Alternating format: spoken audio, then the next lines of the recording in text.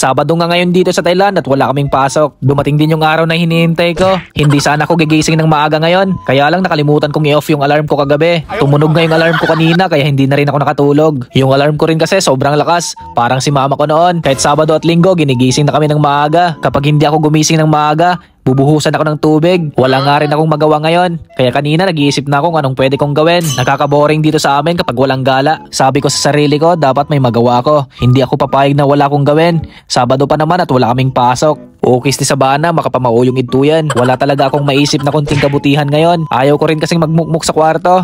Baka mamaya Lunes na. Hindi ko na naman ma-enjoy ang Sabado at Linggo. Ukis ni Sabana nga talaga. Bigla palang nag-chat yung mga kaibigan ko. Nasa river daw sila ngayon, kaya nagmamadali na akong umalis dito. Walang ligo at sunscreen na lang ang nilagay ko sa katawan ko. Hindi pala sunscreen ang tawag ko doon, screen protector pala yon. Magka-camping pala mga kaibigan ko at siguradong may mga dala silang pagkain. Binibilisan ko na nga dito para mas marami akong maabutan na pagkain. Hindi rin pala ako nagdala ng pera ngayon para kunwari wala akong may share. Yun din kasi ang turo ng lola ko noon. Gamitin ko daw ang utak ko, kaya yan, ginagamit ko na. Kasama ko na nga sila at nag-aayos sila ng mga gamit nila.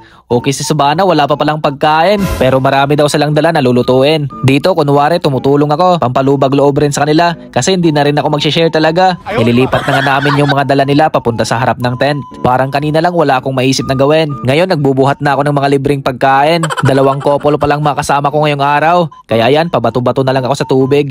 Parang pinaparamdam nila na wala akong kasama sa buhay. Inaayos ko na nga ang mga pagkain.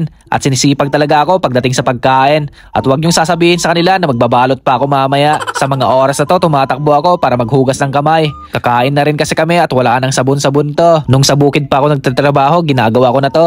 Wala nang sabon-sabon tapos kakain ng nakakamay. Sa awa ng Diyos, buhay pa naman ako hanggang ngayon.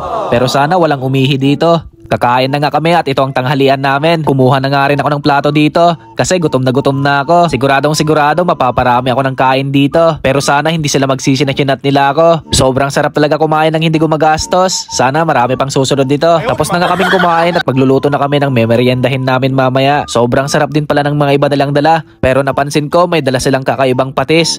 Bakit may Alfonso dyan? Nakagawa na nga rin kami ng sausawan ng kakainin namin mamaya. Niluluto na nga rin namin yung mga pagkain na to. Niluluto pa lang pero natatakam na ako. Kumakain na nga ulit kami sa mga oras na to. At grabe, sobrang sarap. Ngayon nga lang ulit ako nakatikim ng ganito. At sobrang nakakamiss din talaga ang mga pagkain sa Pinas. Napakasolid ng mga dala nilang pagkain. Buti na lang pumunta ako dito. Kung hindi ako pumunta, hindi ko matitikman tong mga to. Lumipat na kami ng pwesto dito sa may tubig.